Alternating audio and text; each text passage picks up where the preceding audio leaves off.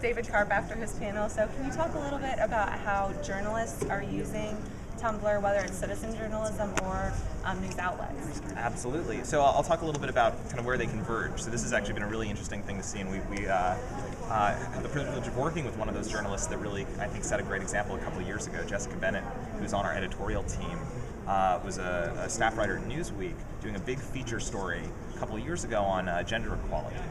And about 2 months leading up to the story that she was working on, she was starting to collect all of the research she was doing on a blog on Tumblr, and she just came up with the name and called it the Equality Myth, or equalitymyth.tumblr.com.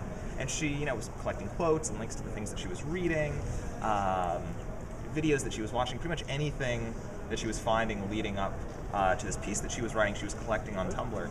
And she started to kind of hand it out to a few people, a few of her friends to kind of follow along with her, and a few of her friends started sort of opening up and throwing stuff, their own links and recommendations into the hat, kind of getting a feel for what she was looking for and what she was finding, and getting kind of intrigued by the piece she was writing.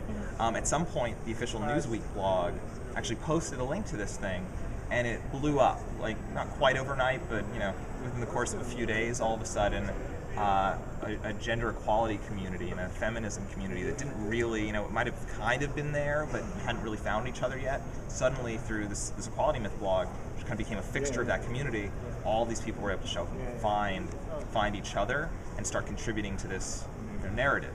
So she then opened up that blog for submissions, and all of a sudden, her research wasn't just the stuff that she was finding and collecting; it was all of the stuff that people were pushing into this blog, this place, the space that she had created.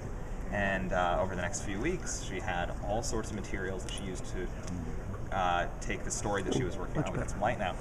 Go from this this story that she was working on, take it, turn it into something much bigger than she originally intended. Actually became the feature story, the cover story of Newsweek when it ran. And a really cool thing, it ran with the link to the blog, so everybody who read the story could actually go back and kind of see how this thing developed, see where it came from.